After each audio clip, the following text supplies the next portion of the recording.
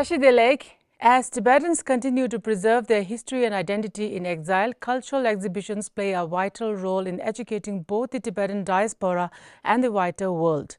The ongoing Tibet Museum traveling exhibition in the United States is a significant initiative bringing Tibet's history, culture and struggle to audiences across New York and the Midwest. Organized as a part of the Year of Compassion to honor His Holiness the Dalai Lama's 90th birthday, this exhibition serves as a bridge between generations and communities. To discuss its impact and significance, we are joined today by Tenzin Topdhen, the director of Tibet Museum from Madison, Wisconsin, United States. Welcome to our program, Topdhen La. Tashle, thank you so much for having me here. So good to have you back on our program, Topdhen La. So I'd like to begin by asking you this. Can you start by giving us an overview of the Tibet Museum's traveling exhibition? What themes and stories are being presented, and why was the United States, particularly New York and the Midwest, chosen as the destination for this tour?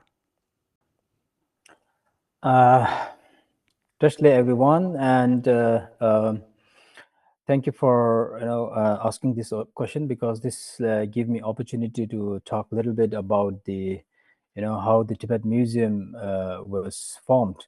So the Tibet Museum, which is the one of the information the section which falls under the Department of Information and International Relations, was earlier conceptualized in year 1998, and after a couple of the discussion and review, on 30th April on 2000, His Holiness the Great 14th Dalai Lama inaugurated the Tibet Museum, and by 2022 we expanded our the museum from the earlier to Tibet Museum, which was right at the vicinity of His Holiness Dalai Lama's temple, towards the to the Central Tibetan Administration in Kangchen Kishong, where it was much bigger and better, and also it consists of the Tibetan history and introduction as well.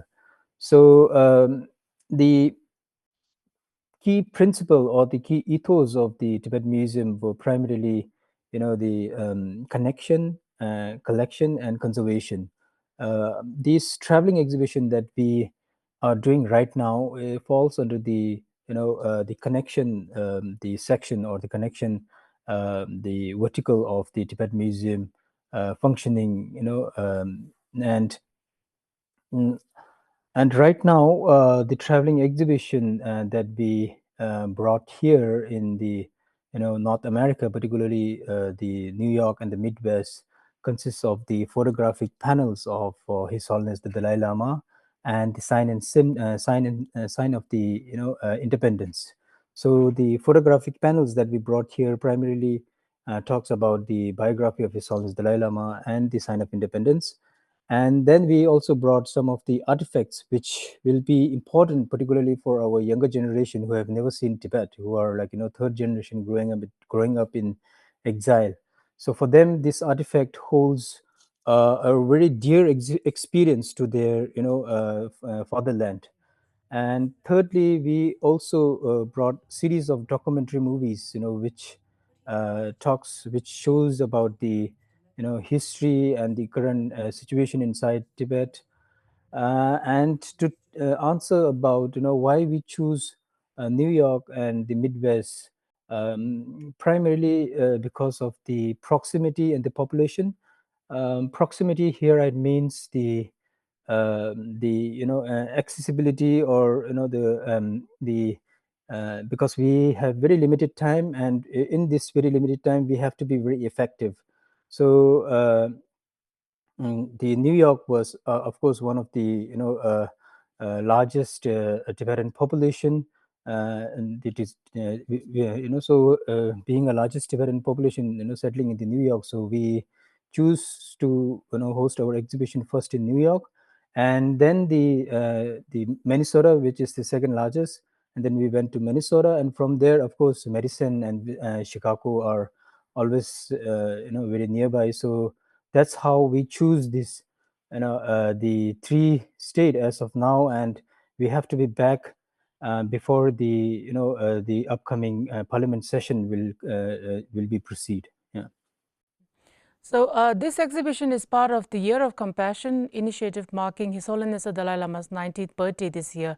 So, how does the exhibition reflect His Holiness' vision, and what message do you hope visitors, both Tibetans and non Tibetans, take away from this exhibition? So, as I already said, we brought primarily two photographic exhibition. One is on the life and legacy of His Holiness Dalai Lama, which is primarily subdivided into five main categories. First one is early life and responsibilities, and then followed by, His Holiness Dalai Lama meeting with the world leaders, and thirdly on the books that His Holiness Dalai Lama authored and co-authored, and then followed by His Holiness Dalai Lama's awards and accolades. And there are many awards that he won, but two of the main were Nobel Peace Prize and the Congressional Gold Medal. And the most important is the fifth one, which is the, I should say, the heart of entire exhibition, which is the four main commitment of His Holiness Dalai Lama.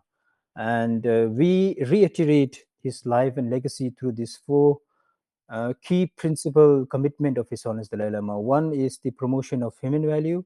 Second one is the interreligious harmony. Third one is the preservation of Tibetan Buddhist culture and the environment. And the fourth one is revival of ancient Indian knowledge. And what has the response been like from the Tibetan diaspora and broader American public? You've also visited the universities and meeting students and museums. So, have there been any moments or feedback that stood out to you during this tour? Of course, as I've touched a little bit on my previous question, that the overall experience is humongous, and there was a strong engagement from the Tibetan diaspora and positive reception from the American public as well. So we have already, in terms of quantity, we have already touched base more than 1,000 Tibetan and non-Tibetan, and the final leg in the Chicago is still yet to yet to be embraced. So we are expected to touch more Tibetan, non-Tibetan in Chicago as well. So a few of the the moments that really kicked me, or that was really striking, is one from the McAllister College in Minnesota. Yes. So there was a professor who is Chinese descendant. When I was touring her the exhibition, at the end her eyes were full of tears, because for her, His Holiness the Dalai Lama helped has helped her life, because earlier she had this depression problem, and when she were going through this period of depression, she come across His Holiness Dalai Lama book, The Art of Living. So the when she read that book, she told me, as soon as I completed the book, whenever she goes out, she have this positive vibe across herself, you know so that's how the message of His Holiness Dalai Lama become universal in nature. And that was one of the very, I should say, encouraging moment for us, because when we were explaining to audiences like Professor Hu, the responses were very human way, so that was one. And the second was whenever I see Tibetan parents holding their kids, and they themselves explain the life and legacy of His Holiness Dalai Lama. They themselves explain to the children, or to their younger generation, about the in the history of Tibet. It was one of the, because sometime for the parents, they need this kind of exhibition to talk about their culture heritage. They need this kind of exhibition to talk about the sign of independence, and to talk about their identity. And last but not the least, when we did an exhibition in this Center for Healthy Minds in Wisconsin university, this was very encouraging because they have throw a dinner gala to the Tibetan community, and Tibetan around 200 Tibetan have participated in this dinner gala, and we were exchanging. So for the Tibetan, this is the first time that they make this connection with the Center for Healthy Minds and the Tibetan community. So I'm grateful that the Tibet Museum is able to abridge this relation, and I hope this relation will go further down the lane. And For me, this moment is very important because His Holiness always says, if you really want to the preserve and promote our rich culture heritage, we have to be rational. We have to be logical.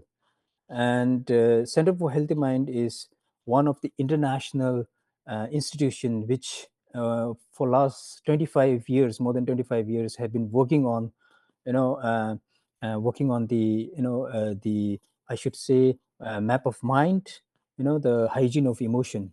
So I think these are the key moments which really struck me.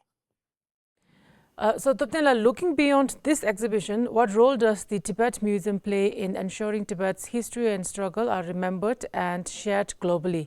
Are there any plans to expand such exhibitions to other regions or countries in the future? I always says, our museum is unique because the Tibet Museum in the Tibetan, the government in exile, is the only museum on Tibet uh, which talks about the people's the experiences.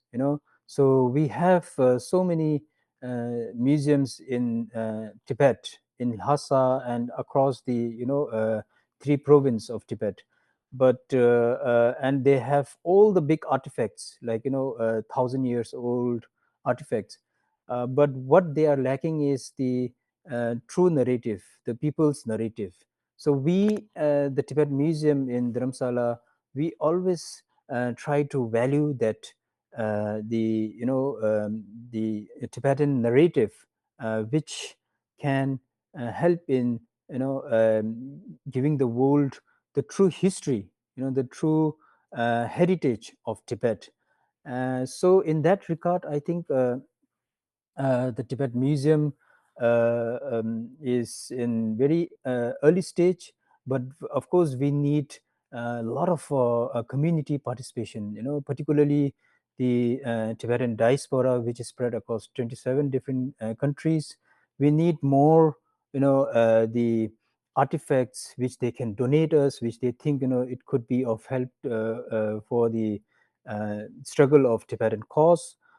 Please come up and be the part of the Tibet Museum, because through the community participation and engagement, we can strengthen this museum as a national archive center. And of course, for the plan for expansion of the museum in the future, for the upcoming 90th birthday of His Holiness Dalai Lama, we are already, curating more the exhibition. So once that is done, and we have the, formal inauguration of the 90th birthday celebration here back in, Dharamsala at the His Holiness Dalai Lama temple. I think we will have series of traveling exhibition, which could be domestic as well as international. Topdhen, these are my questions. Thank you so much for joining us today from Wisconsin, Madison, Wisconsin, USA. Thank you so much. Thank you so much, and I hope we are continuously trying to build relation between the Tibetan community and the Tibetan government in exile. Thank you so much. Yes, so with this, we have come to the end of today's program of In Conversation with Tibet TV. Thank you so much for watching.